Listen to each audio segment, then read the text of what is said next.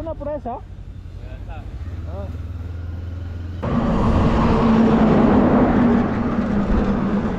521 kilometers. That should be around 408 something today. Yeah, 400 and almost 480 today.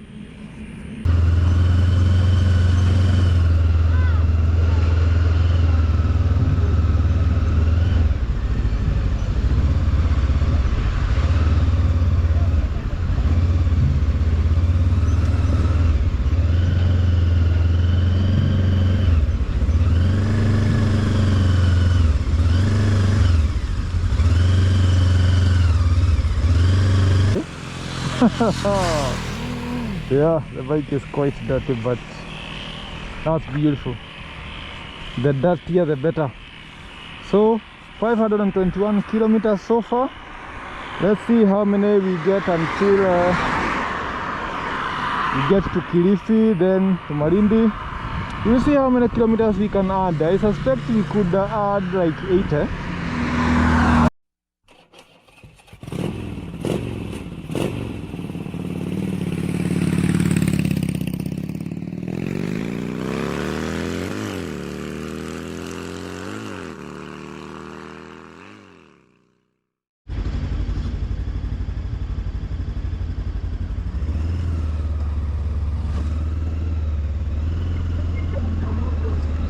Ladies and gentlemen, good morning. It's another beautiful morning that God has given us.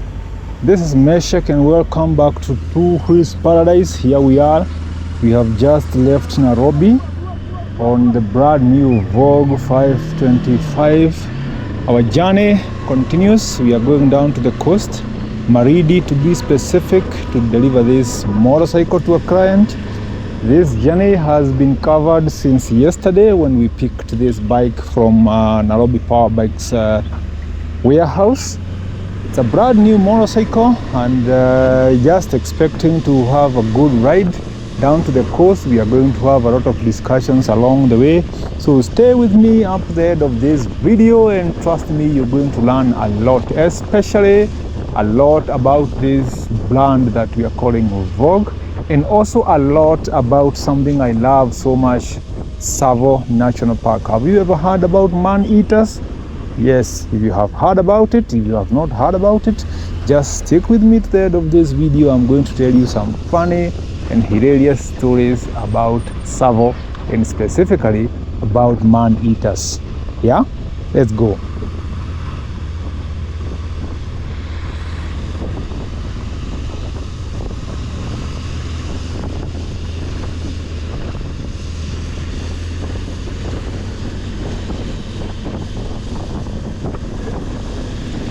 It's a beautiful morning, quite cold but not so cold.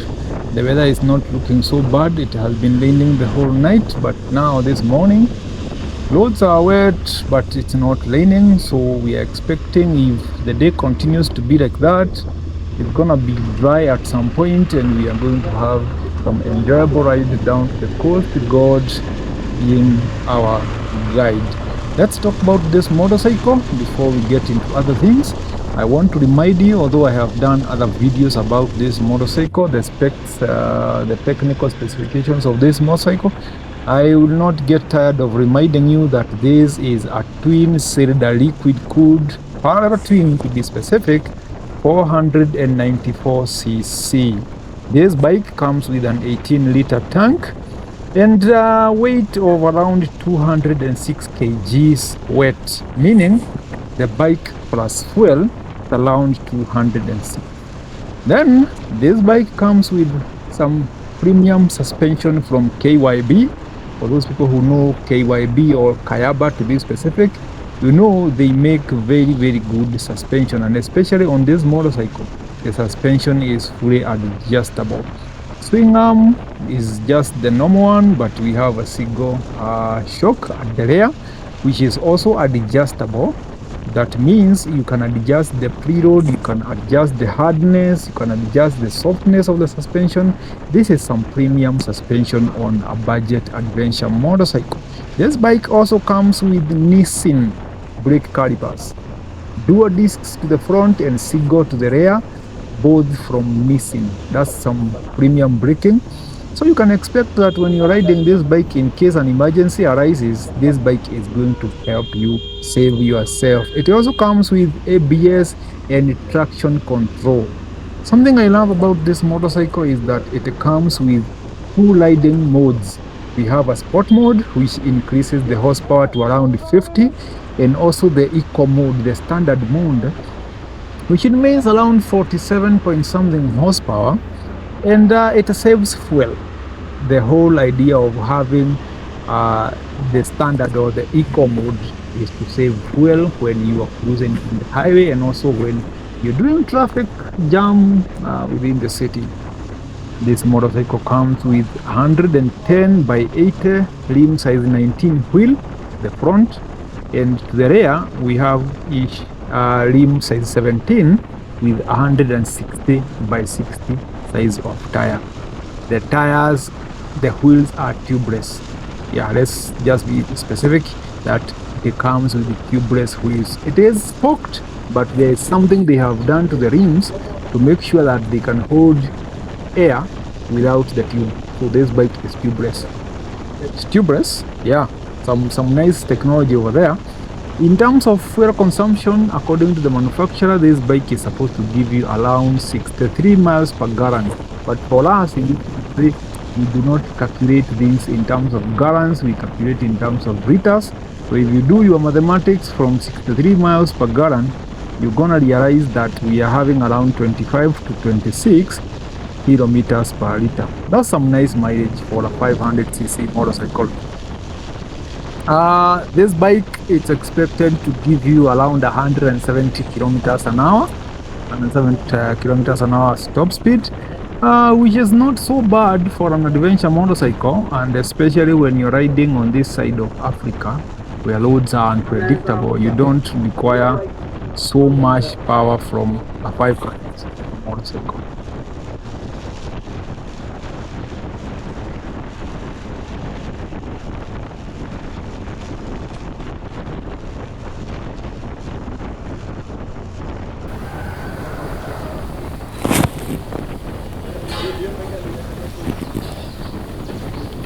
The history of this bike, the Voge 525, is that in early 2020s, the Vogue company in China made a 471cc parallel twin engine. Remember, I have told you this is a 494. They had a 471cc, which was mostly like a Honda CB500 engine cloned by Chinese to make their own. It was like a photocopy of Honda CB500, but later on they came to up their game and made something else, which is now a 494cc for the 525 that I have right now, which is an upgraded engine. Because remember, the company that develops this engine is called Lonsin, and Lonsin are the same people who are building engines for BMW. The F class, you know, the GS, we have the F700, 750, we have the F800, we have F850. Those F engines are made by Lonsin in China, the same people who are designing this engine for the Vogue.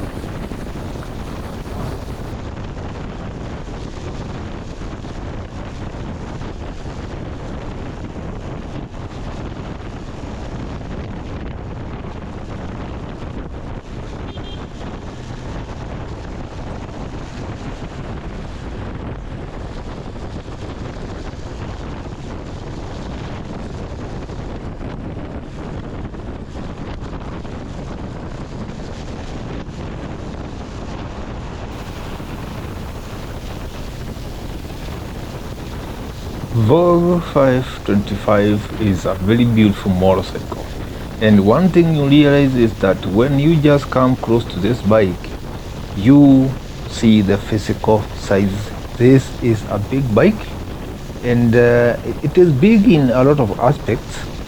It's actually right in the middle of the adventure class. It's a middleweight adventure bike. which is rivaling some of the bikes that we all know, the Honda CB500X. You can put it in the class of the V-Strom 650, although the power is a little bit lower than the V-Strom, but the body size is commanding some respect for you on the road. This bike is roomy, yeah, it's big, but when you sit on it, you don't feel the weight. You don't really realize the size when you're riding it, but looking at it, you can tell it is a big bike. This bike is made by a company that is trying to command some market in the European side of the world, because these people are very sensitive to the brand names. The European market is one of the most sensitive markets you can sell something. For Vogue, they must make sure they are appealing to the market, and to appeal to the market is to collaborate with other brands and to also buy some appliances from the known brands to make these bikes look reliable. For instance, this bike is coming with the KYB, the Kayaba shocks, which are well known in the Japanese world. It is also coming with Nissin brakes, Nissin brake calipers. They are known in the sport bikes from Japan. The Hondas, the Kawasaki's, they all most of them come with Nissin. Although these days some of the bikes are coming with Brembo, a lot of them come with Nissin. It is also coming with Metzeler Tourance tires. Metzeler are very well known motorcycle tires when it comes to touring adventure. And when these things get combined together with some modern technology of LiDAR modes, we have eco, we have sport mode. When we talk about traction control, this bike has it. We talk about ABS, it has it. When we talk about EFI, we have very efficient EFI. The engine is so balanced with zero vibrations, zero vibrations. The low end torque for you to accelerate from 0 to overtake, it's more than enough for a 500cc. This is a bike that is going to sell. You can be very sure of that. It is a bike that is going to sell. Again, the power figures are not so bad. They're not so bad. When we talk about 47 to 50 horsepower between the modes, the standard and the sport mode, the power figures are not so bad. So it is going to appeal to the European and the American market. But for Africa, a lot of times we do not really look at the durability, the figures. Most of the times we look at the affordability. Yeah, affordability. So this company, the Vogue company, is now torn in between producing high-end motorcycles that can sell in the European market and also affordable motorcycles that can sell in Africa. It's a tough balance to make, but they don't have a choice. They'll have to make a motorcycle that is durable, enjoyable to ride, but also make sure it is affordable, because if it goes beyond what the African market deems affordable, it will not sell. And again, you have to remember, Chinese products are selling in Africa. A lot of times Africa stands as the highest consumer of Chinese products. So when it comes to a company that is trying to penetrate through the high-end markets, where people are very sensitive to the little details, and also come to Africa where people are very sensitive to prices, it is a tough balance, but this company will know what to do. This is a company that was started long ago, as long as 2005, well, not long, around 2005. They're on scene, the company that makes this engine. It's around 2005, and they have been making very premium engines. For instance, the BMW G650 GS, yeah, G650 GS is also known as Tsavo, the 650 off-road. That engine has been made by Roncin for as long as I can remember, and it's a very premium engine. So when it comes to making engines, Roncin know what they are doing, and that's why I'm telling you, this bike has pretty much zero vibrations. these are people with a lot of experience when it comes to putting together an engine. It's also not very expensive. In the European market, they are buying it in euros, and it's around 6,000 euros. And 6,000 euros is not a lot of money compared to some other bikes. For instance, if you go for the 650 GS, the Tsavo, it's going to be over 10,000 euros. Yeah, it's going to be over 10,000 euros. So you look at the middleweight adventure and touring motorcycles, this is going to stand up as affordable in all aspects. For Africa, it's affordable. For the European market, it's also affordable. Again, it is cheaper than the Honda CB500X and also cheaper than the Honda NC750, which are in that category of the middleweight touring motorcycles. It's cheaper than all those. It is also going to be a better option than the KTM 390 Adventure. Because now when we talk about middleweight touring and adventure bikes, we are talking about bikes from 400cc to all through like 700cc. Because if it goes to 800 from the BMW F800 GS, those are big bikes. You cannot consider them as middleweight. Actually, the highest in terms of engine capacity in the class of middleweight, we can say is maybe 10L700. 10L700, the T7. Anything above 10L700 is a big bike. That's not a middleweight bike. That's a big bike. So we have NC750, 10L700 coming down all the way to KTM 390 Adventure. We can also in our own market, the African market, and specifically the Kenyan market, it is also another bike we can put in that class, the Domina 400, which also uses the engine from KTM. Yeah, the KTM 390 Adventure and the Domina 400, they have like 80% of the engine being same. And actually the KTM bikes are now being manufactured by Bajaj in India, who are the makers of the Domina. So you find these companies are now sharing a lot of things.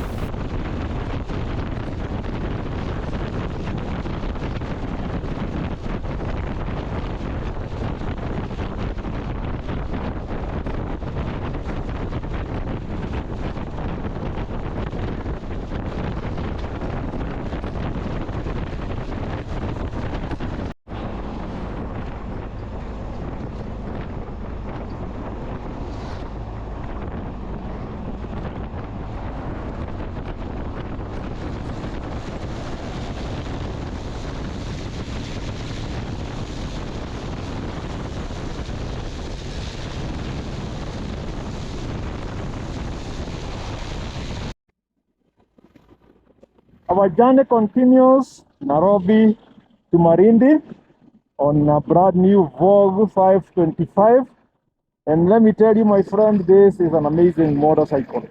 Amazing motorcycle. We have now done 166 kilometers so far. 166 kilometers. And we are in a place called Sultan Hamoud. Sultan Hamoud. Is this in the county of Makueni or Machakos, Bade? Not very sure, but Sultan Hamoud is within the Kambani counties. 166 kilometers later, no complaints. The bike is working as it should. I'm loving those tires. I'm really loving the tires. The bike feels so balanced, and it also has the comfort of not being worried about small pebbles, small rubbers, small bumps. I'm really loving the bike. I am really loving the bike. Surprisingly, the motorcycle is not consuming a lot of fuel. I have actually realized since the last time we fueled early in the morning around 6, we have done 120, around 119 kilometers. Yeah, 119 kilometers, somewhere around there. And the bike is still reading full. See? Still reading full. I'm expecting this bike to give me an average of 25, 26, somewhere around there by the time we get to Malindi. Although there is a gauge here that is improving as the journey continues. This gauge By the time I was picking this bike yesterday from the warehouse, this gauge was reading 5.5. 5.5 liters per 100 kilometers. Do the mathematics. Every 100 kilometers, you're consuming 5.5 liters of fuel. That's a lot of fuel. A lot of fuel. It's below 20 kilometers per liter. But now, as we continue, this gauge has been improving. Right now, we are consuming around 4.1 liters per 100 kilometers. So do the mathematics. So I'm expecting this bike by the time I get to Malindi should be consuming 26 somewhere around there, 26 kilometers per liter, which is a very good sign for a 500cc. Let's go. Ah, that sound is so nice, so nice. Let's move. Sultan Hamoud, see you around. Wow. Ah. Hey, that bike feels powerful. All right, relax, relax. Cool down, cool down, cool down, cool down. Vogue, cool down, man, cool down, man. This bike is so powerful. I was not even expecting this for a 500cc motorcycle. I have felt this in bigger bikes, but not a 500. This bike is powerful.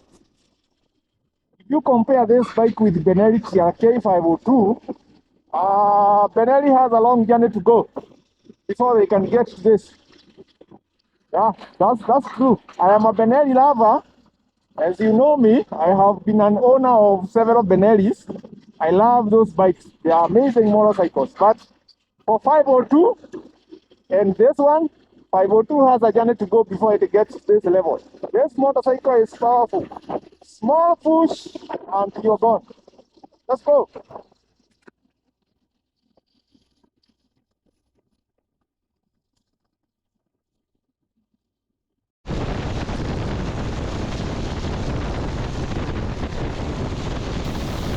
BMW is buying engines from Lonsin, and KTM is now getting their bikes manufactured in India by Bajaj. Some small BMWs like the 310 GS, 310R are now being made in India by the TVS Motor Corp, the makers of Apache.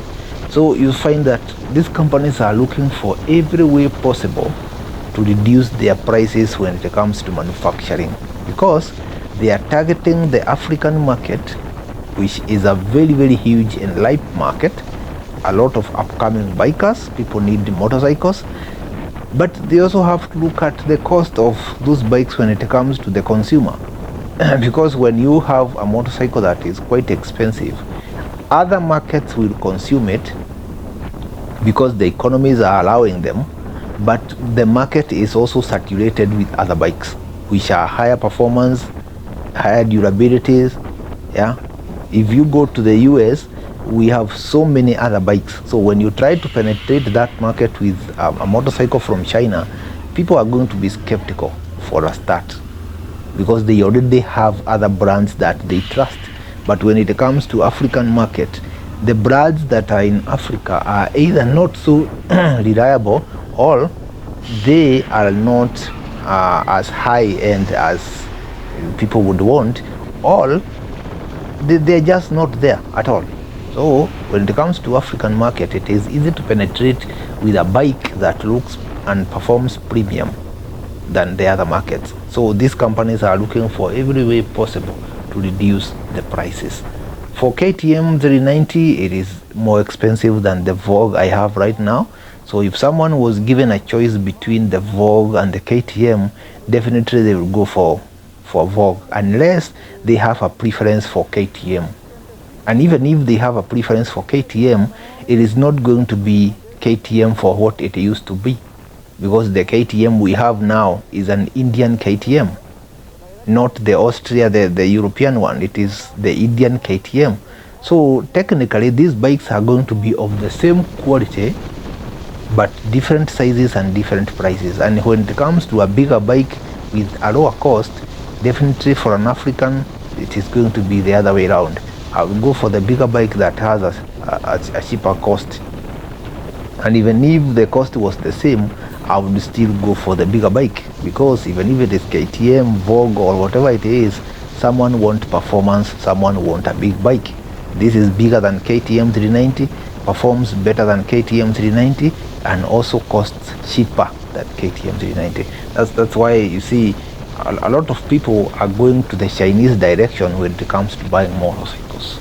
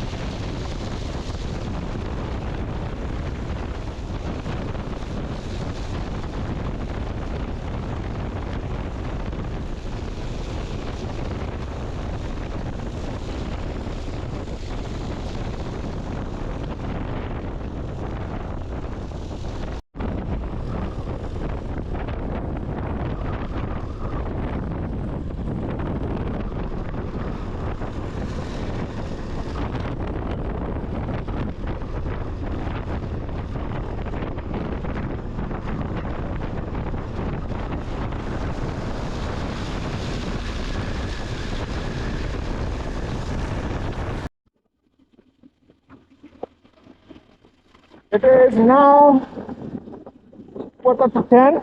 This is 9:45. We are in Kibwezi.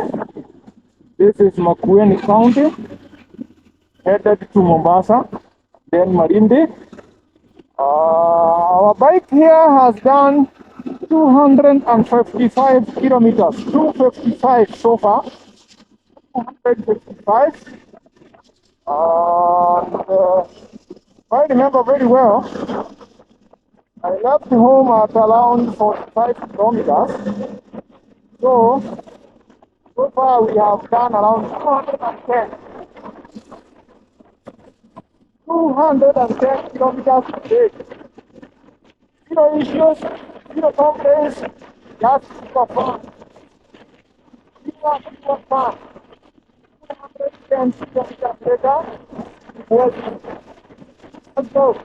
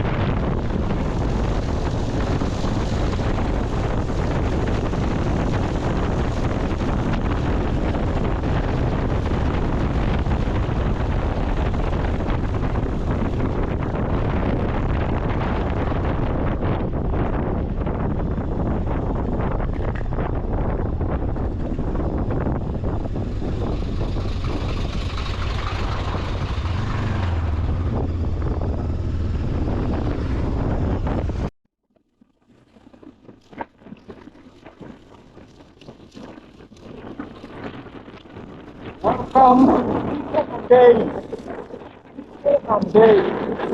This is the famous town of Tito, Ruby restaurant. This is where buses that are going to Mombasa from Nairobi and coming from Mombasa going to Nairobi. This this is where they bring people left. We have washrooms here, we have hotels here, you can eat. This is Mtito and Day. And we park this thing. Perfect. Mtito and Day, Ruby restaurant. This is the center of Nairobi and Mombasa. This place is at the center of Nairobi and Mombasa. Our boy here has done 284 kilometers so far. It is 10:12. 10:12, some 12 minutes past 10. We have only done 284 kilometers. And today it is 240. Yeah, around 240. Yeah, 240 today, 284 yesterday and today. Yesterday I just picked the bike and went straight home. I ended some 40 kilometers somehow there. And right now we are at 284, meaning we have done 240 kilometers. This is the center of Nairobi and Mombasa. Mtito and Day. Tare Hotel Mtito, Ruby Restaurant Mtito. Past this point, we are now starting to get into Tsavo. Yeah, Tsavo. We are getting into the forest now. The jungles of Tsavo, man-eaters, stuff like that. Manyani, all the way to Voge. And I believe we don't have another big town after this point. Maybe some few shopping centers here and there, but we don't have another big town after here. Yeah, we don't have another major town after here. It is people. Everybody is running down to the coast. Yeah. Right now it looks deserted, but if you come here around midnight, 2 a.m., 1 a.m. in the night, this place is usually full. Buses dropping people to go to the washrooms and stuff like that. So let's continue moving. I'm so happy about this bike because everything is working as I expected. The only thing I was not expecting is the power delivery. I must be very, very clear about. I was not expecting that kind of power delivery. This bike has a lot of power. I was not expecting that one. But everything else, braking, handling, I was expecting it would do something better. And short weight, it is doing amazing stuff. So, Vogue 525 DS is the way to go. It's worth every coin. Let's go.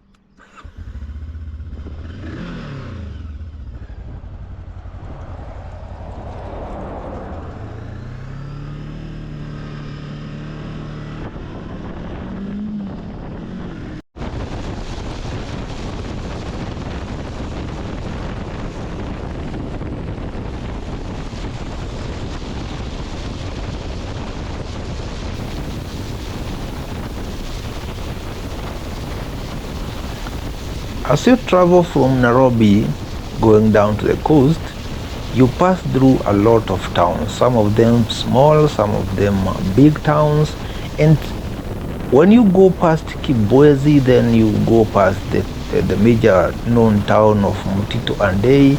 At some point you get into a feeling of you have exited from civilization, especially after the Mtito and Day town. From there you get into a place with a very rough tarmac, very rough road, and a jungle that you can't seem to see the end of it.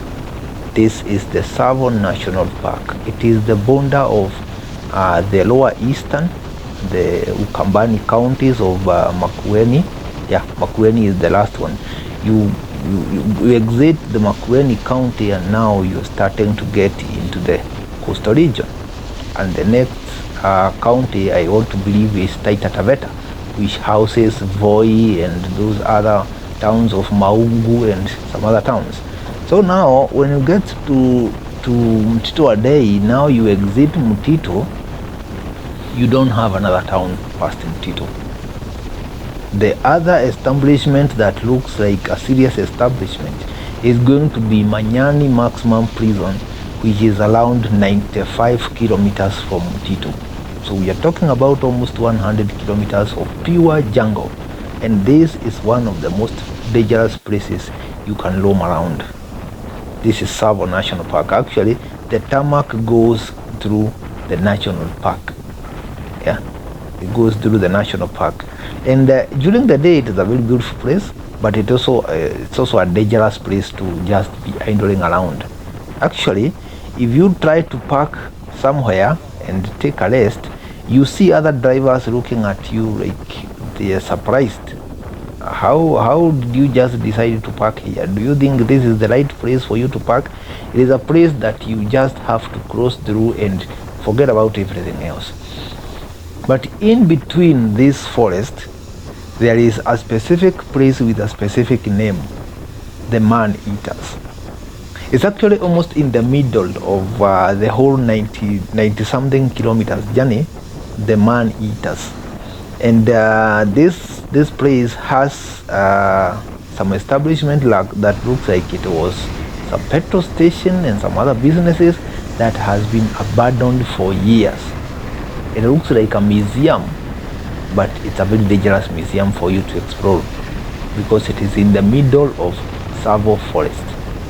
Now, the story about Tsavo is during the days when the railway line from Mombasa to Nairobi was being constructed. Those are the years of 1980, actually 1890s. Yeah, 1890s. Slightly before 1900. Yeah, 1890s. There happened to be a camp where the railway workers were housed. You see, when you finish your day work, there is always the place where you go to rest in the evening. And this camp suffered a lot of deaths, a lot of individuals. It is not well known how many of them, but they talk about over 100 human beings.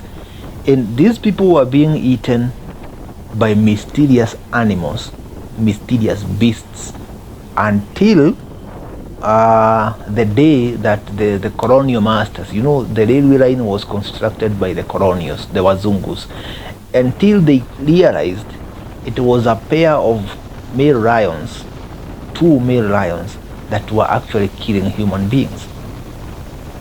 And the whole name Man-Eater came about. These male lions were eating human beings. They were targeting people at night when they go back to sleep, and they used to lose people almost every other night, until those lions were hunted down and killed. And I understand it's like the corpses, the bodies of those lions were transported to some other countries, to some museum. You may never know if these were the real lions that were eating people, or maybe some other lions that found themselves in the wrong place, long time. You never know, but the story is a lot of human beings were eaten by lions, and it made Tsavo stand out globally as a place where you are so likely to get eaten up by lions.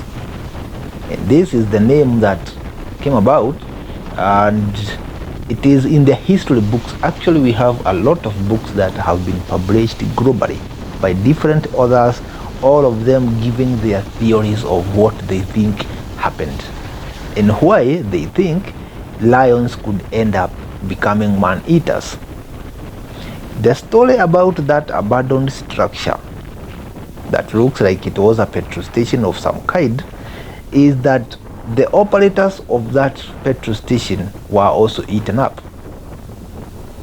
it is not very clear if the story is true or not, but there could be a lot of truth in it, because that establishment has been abandoned for so long and nobody seems to be interested in it, including the government. Nobody seems to be interested in that establishment. Nobody seems to be interested in it. So there must be a story behind what happened to the people who owned the businesses and what happened to the people who operated the businesses. Other people have been telling stories that some people from the business were eaten up by leopards. You can't really tell what really happened, but there must be a valid story behind that establishment being abandoned. So now, in around 1898, these lions out of the Tsavo National Park now decided to come and feast on human beings. It could be there was a reason that made other animals, prey animals like antelopes and buffaloes, to move away from that area. Or there could have been a disease that killed the animals that these lions were supposed to be hunting. Or the lions themselves got a disease that made them mentally disoriented, making them target human beings.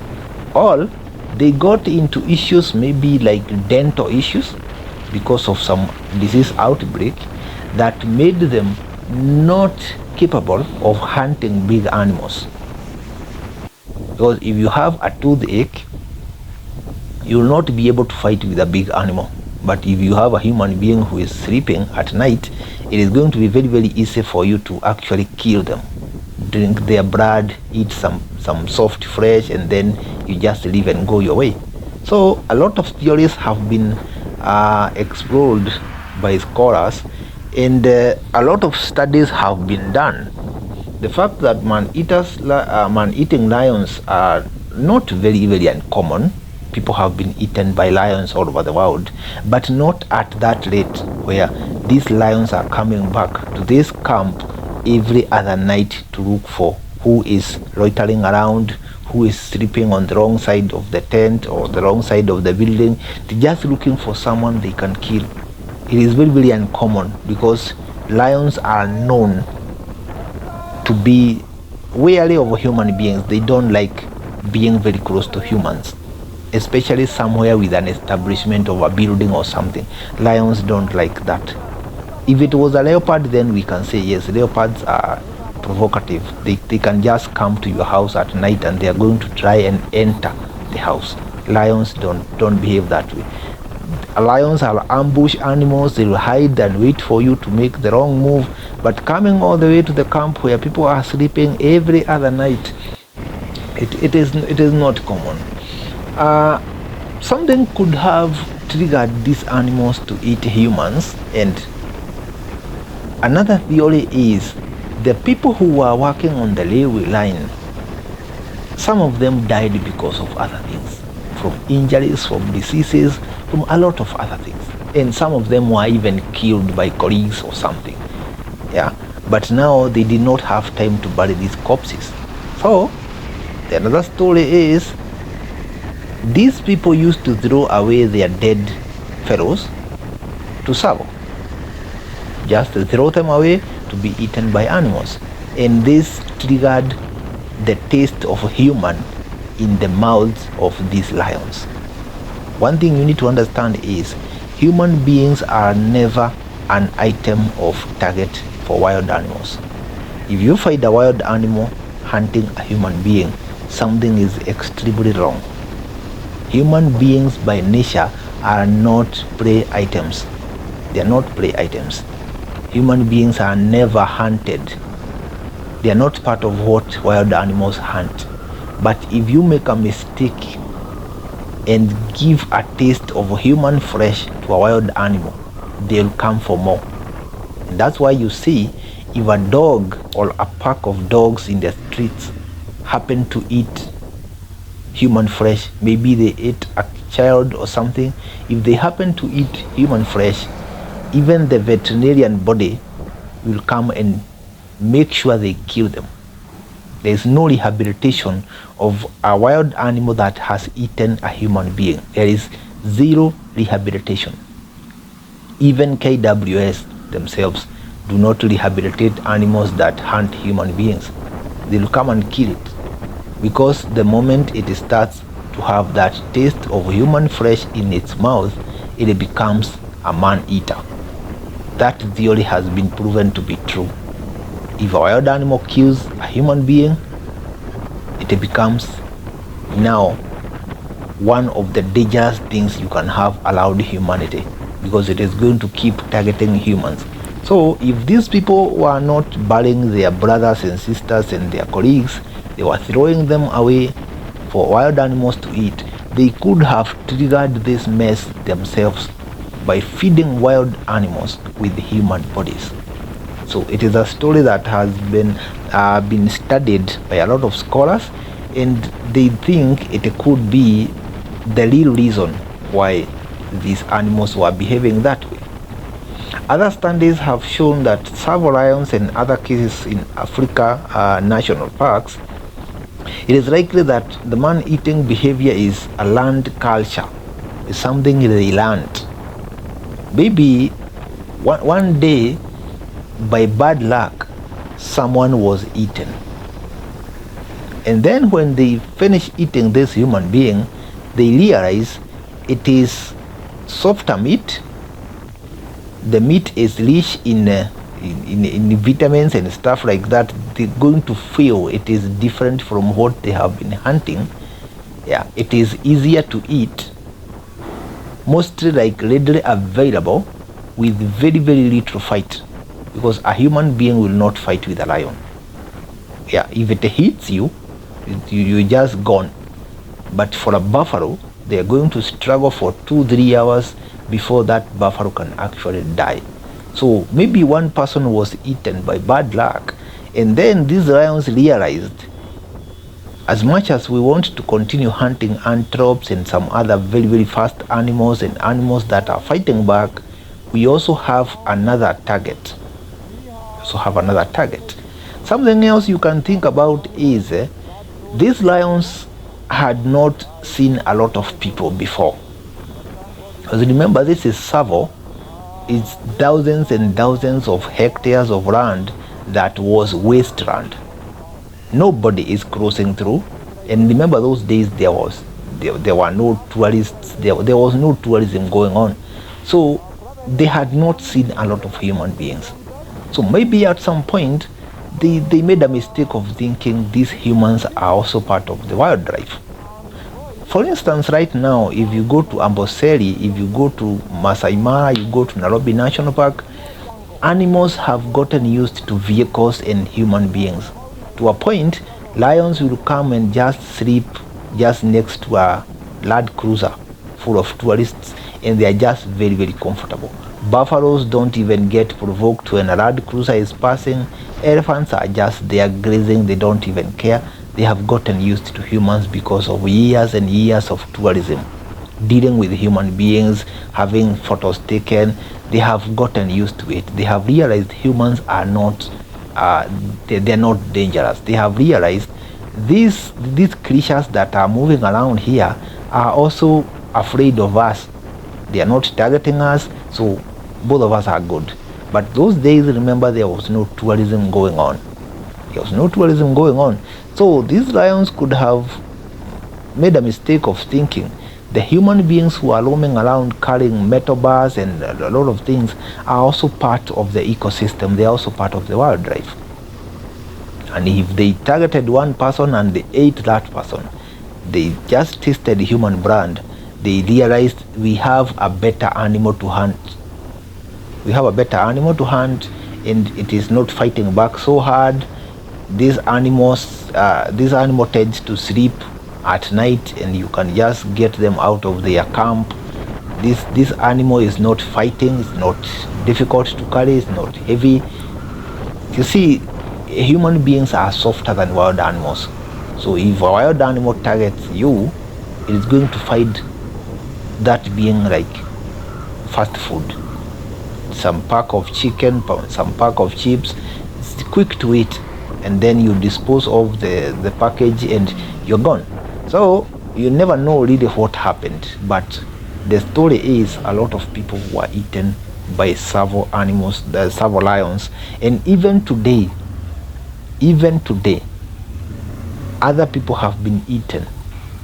Now, without the whole theory of the man-eaters of 1890s, even today people have been eaten. Yeah, people have been eaten. It's just a couple of months ago, a motorcycle rider was taken out of a tent in some camping site just down to the coast, and he was eaten, only to be found the following day in small pieces. Now you can't tell what really ate this man. Is it a leopard? Is it a lion? Is it a pack of hyenas? You can't really tell. We have seen the hyenas of Juja. Yeah, Darugo, Wetaidia, those areas of Juja farm. Hyenas have eaten human beings. Even as recent as this year, we have lost like 5 people to hyenas. So wild animals get to cross paths with human beings, and if they start to taste human flesh, they become man-eaters. So it is not that the story of man-eaters ended those days and it was written in books. It is there even today. So you also have to be very, very vigilant when you are crossing through places with wild animals, and that's why that establishment that has been abandoned for so long, just allowed man-eaters, is very, very dangerous for you to think it is a museum. You can just go and take photos for your history. The history that this establishment carries is a painful history. Maybe a history you don't even need to dig into, something that maybe you don't even need to know. Something else, you could get criminals from this area who already know people are thinking this is a very safe place to come and take photos.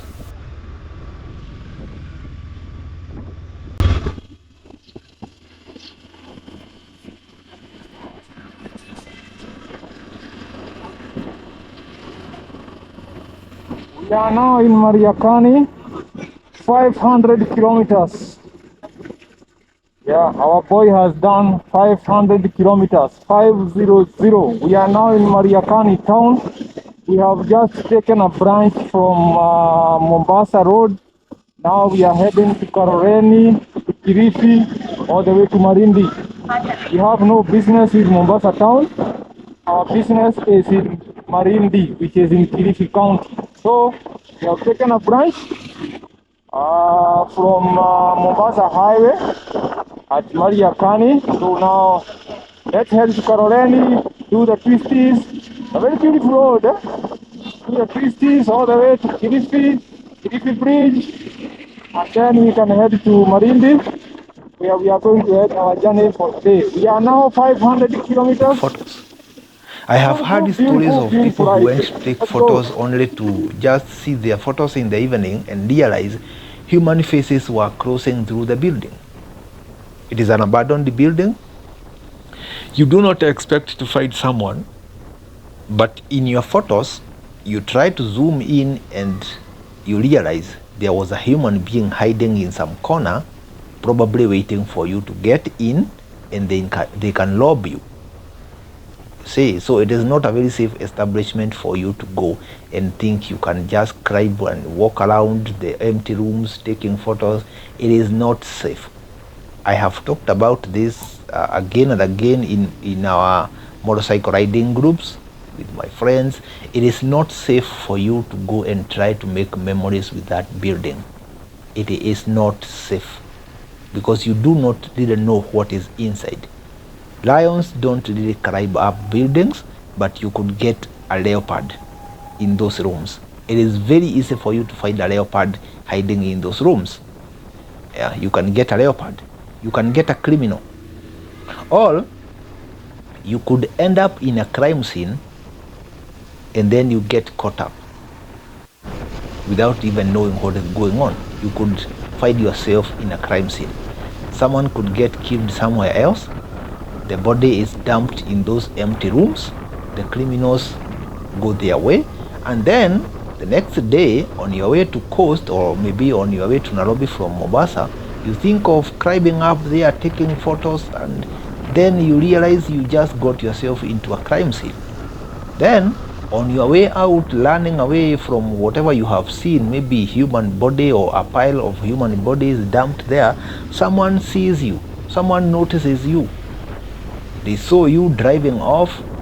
They could just pin you as the suspect. And they could report you to the police and say, I saw a vehicle number plate KB something running away from the scene. That is a person probably who knows what happened. It is going to take you years and years in prison trying to explain to everybody that you were not part of the crime. So it is very dangerous for you to get there, because you could end up in a crime scene that you don't even know what is going on.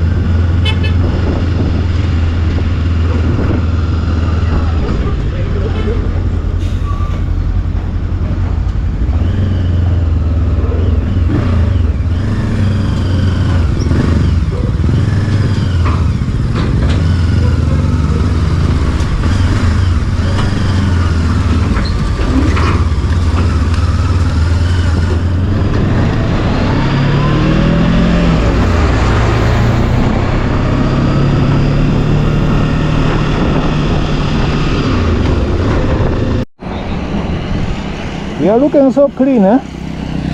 Yeah, looking so clean. Vogue 525 DS. Yeah, we are looking so clean. Very, very clean.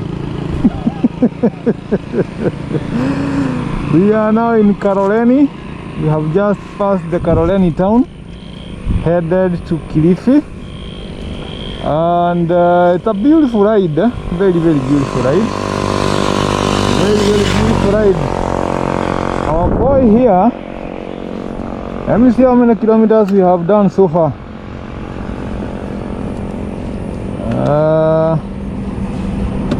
We have done 521.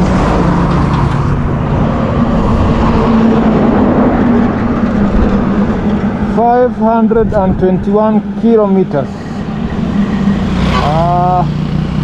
That should be around 408 something today.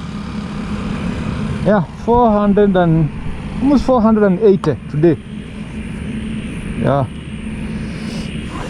this looks awesome. The bike is still intact in one piece. Nothing is loose. Nothing, totally nothing.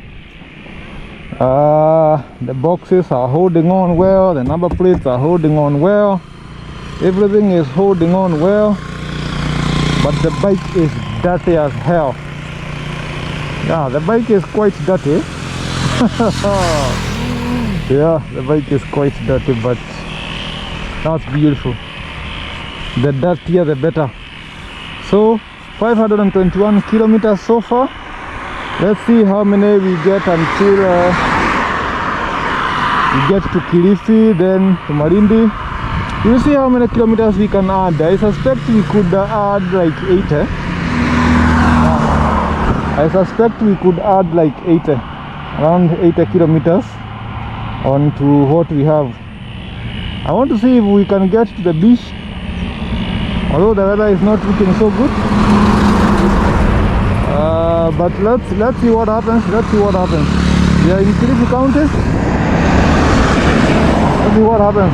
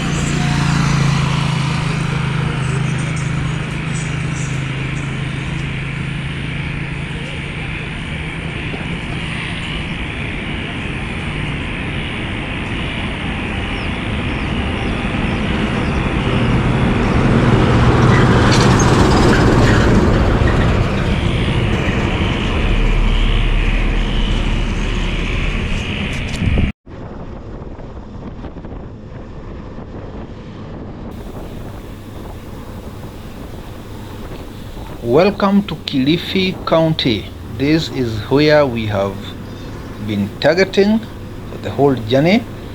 We are actually coming to this county. It is the last county we are going to explore on the Voge 525. I'm headed to Malindi town, which is the biggest town of this county. Yeah, Malindi town. And actually it is like the last major town of Kilifi County as you head now to Lamu County. This is Kilifi. We have just crossed through Karoleni town, a very slippery muddy part of the road that is under construction. And now we have some few things we can talk about when it comes to Kilifi County. It is one of the counties that were formed by the 2010 Constitution, and it got to become a county as a merger between two major districts of Kilifi district and Malindi district. You know, when we did not have the 2010 Constitution that brought the counties, we had the provinces, district, divisions, we had the, what were they called? Yeah, those other divisions in the administration.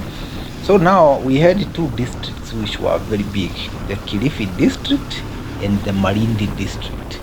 When they were brought together, they made the Kilifi county.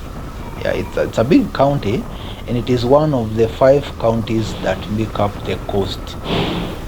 We have the Taita Taveta, we have Mombasa, we have Malindi, we have Lamu, which is the other one, Tana River. Yeah, I believe Tana River County. Those counties that make up the Kenyan coast, the counties that are somehow touching the Indian Ocean. Kilifi does not have a lot of tourist attractions compared to Mombasa, but it has some very beautiful places you can visit. Very beautiful places you can visit. I have been to Kilifi County a couple of times on a motorcycle, and I can tell you Kilifi County is even more peaceful than Malindi, than Mombasa. I mean, Kilifi County is even more peaceful for tourism than Mombasa. Only that people know of Mombasa, and when you tell someone from up country that you're going to the coast, their head links straight away, you're going to Mombasa. But it's not only Mombasa that has the coast. We have 5 counties, and one of them is the Kilifi County where we are right now. We have places like Kikambala, very beautiful place. We have Watamu, very beautiful beaches, very beautiful beaches and very peaceful. And actually the beaches of Watamu are not crowded like the beaches of Mombasa. They're not crowded, and it is because of the same theory. Many people think that Mombasa is the most beautiful place at the coast. You don't know about the places like Watamu. We have the Malindi, very beautiful town. Malindi town, very beautiful, but it is also very hot. Unlike today that the weather is looking cold here, you know what has been happening with the rains, the El Ninos and the flooding. The whole country is a little bit cold. But on a normal day, Malindi is one of the hottest places you can visit in this country. Very hot. Yeah, it's one of the hottest places. So when you think about Mombasa being a hot place, you need to think again, because Malindi is hotter than Mombasa. Yeah, but it's also a very beautiful place. Then we have the Kilifi town and a very beautiful bridge called the Kilifi Bridge. Very huge bridge that goes all through on top of Indian Ocean. A very beautiful bridge. You just come here, you just pause for a minute, you just check what's going on. It's a very beautiful place. This place is majorly made of the Swahilis from the Mijikenda, so meaning it has a lot of mosques. Islam is the major religion down here. It's majorly of the Mijikendas, and we also have other communities that live here. The Mijikendas, the other Swahilis have also their communities. We have people called the Banjuni. I am not very sure about that. I read somewhere about the Banjuni. We have the little Arabs. There's so many here. We have Indians running businesses, so many of them here, and we also have the Europeans, Wazungus, especially from Italy. From Italy, we have so many people, and some of them have been trapped here. They came here as tourists 15 years ago. They ended up losing everything to the coast girls, and they just got stuck here. We have, unfortunately, so many of them, especially from Italy, Belgium, France. There are so many here, and most of them are not here willingly. They are here because they got trapped. After maybe they just came here and they had a little more fun than necessary. They lost their money, they lost their documents, they lost a lot of stuff. Others got hooked up with Kenyan girls, and a lot of shenanigans that is not necessary. It happens around here, but it's the normal way of life. So what do you do? It's just the normal way of life. Apart from being a Muslim county, because of the communities down here, we also have a lot of Christians. So between the Muslims and Christians, we have a balance somewhere, because we have some Mijikendas who are from the Christian side. We have other people from other counties that are based here because of business, and especially Kikuyus. There are so many here because of businesses. They are running businesses. I personally have 2 friends who are running boutiques in this town of Malindi, in the Kilifi County. So Malindi, to be specific, it's a mixture of so many communities. But when you go to other towns of like Kilifi town itself, you find that the locals are the majority here. This place politically is not a very active place, although sometimes becomes a disaster, but it's a very peaceful place. When you go to the tourism side, Malindi is the major town when it comes to tourism, and being the major town, it means it has more money than other towns of Kilifi County. Unfortunately, when you go to the villages, Kilifi County has some poor people. It is a mixture of everything, but it has some poor people. A lot of poor people. As you cross through from Karoleni, before you get to Kilifi town, those small towns in between can give you a clear picture of what I'm saying. It's a very poor place, very, very poor place. And that image of poverty stretches all through from Voge, which is in Taita Taveta County. I don't know what happens down here at the coast, but we have very, very, very many poor, extremely poor households. Extremely poor households. You look at the houses that people are occupying, you can really tell these villages are poor. Villages are poor. And again, these counties are dry, somehow dry. They are down to the coast, but they're somehow dry. Especially the Taita Taveta, as you go down from Voge, headed to Mariakani, then branch from Mariakani on your way to Karoleni, you can really tell sometimes these counties become dry, extremely dry. So there is a lot of poverty here. And again, there are some cultures that are backward to some way. You look at how women are treated, somehow some passage, lights of passage programs that the communities want to take the children through. Some of these things are still not in the modernity. So again, you cannot dig deeper than that, because you might end up hating people for no reason. Communities have their own way of living, but we have a lot of issues, especially teenage pregnancies are so many. Teenage pregnancies is a disaster at the coast, especially in the two counties of Taita Taveta and Kilifi. Teenage pregnancies. And again, when you go down to Malindi, go through the Watamu beaches, we have a lot of people drowning in drugs. Drugs and crime are so many, but on this side of Malindi, it's a little bit lower as compared to downtown Mombasa. We have a lot of drug issues at the coast, and it is because of the tourism that happens. People have very many ways of sneaking things down to the coast. It's unfortunate, because if you spend some few minutes at the beach, you just see people exchanging stuff. Yeah, you can really tell something is wrong. You can really tell something is wrong. And we also have the famous beach boys. Yeah, you know those guys who disguise as tour guides and swimming instructors for the tourists, or just for the purpose of targeting women and forcing them to have sex at the beaches, sometimes endangering the lives of women who are very innocently engaging these guys for tour guide services or swimming lessons or stuff like that. So when you come down to the coast, do not just be so naive to think that everybody you find here is a tourist, everybody you find here is a good guy. So you could end up getting into the wrong hands. Right now we are approaching the final leg of our journey.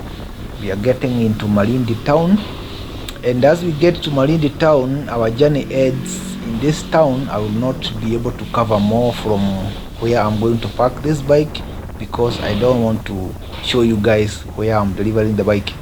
For the purpose of the privacy of the client, I don't want to go and film their home where I'm delivering the bike. I take this opportunity to thank you so much for the time you have taken to be with me all the way from Nairobi. We left Nairobi around 20 minutes before 6, and we have been all through this. We have covered all the counties from Nairobi. We covered Machakos. From Machakos we covered Makueni. From Makueni we went down now to Tsavo. Coming to Taita Taveta, we have left Taita Taveta. Some parts of Mombasa County we touched. From I think Mariakani, I'm not very sure which county Mariakani is based exactly. Is it in Mombasa or is it in Taita Taveta? I'm not very sure, but I know Voge is in Taita Taveta. Then we branched from Mariakani to Karoleni. Now this is Kilifi County. It has been an exciting journey from Nairobi. The Vogue 525 is a beautiful motorcycle. I have enjoyed the ride. See you again, see you next time, and stay safe. And if you want to buy a motorcycle from Nairobi and you would want it delivered to your place in another county, you you can always contact me. That is what I do, and that is what I am doing during this video. I'm delivering this bike from Nairobi Power Bikes, the showroom, down to Malindi town for a client who bought it off the site, paid for the bike, and contracted me to deliver it to the coast. So if you would want a bike delivered from Nairobi to any part of this country, you can always contact me. My numbers are always online. Talk to me in the message wherever you can find me, on Facebook or whatever. Just talk to me. I will be able to be of help. God be with you. God keep you. This is Meshach, Two Wheels Paradise. Stay safe and see you around. See you next time. God be with you.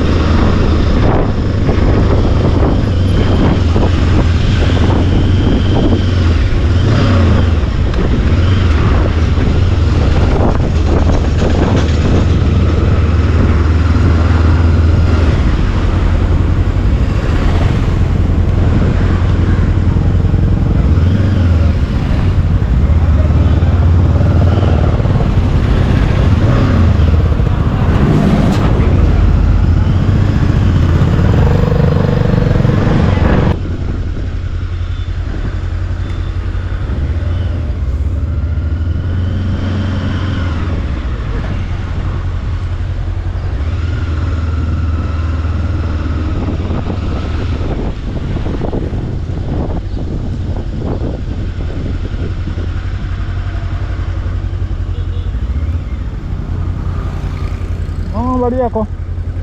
Natafuta Naivas. Naivas. Eh. Hapa mbele kidogo eh? Ah, okay, asante. Nashukuru.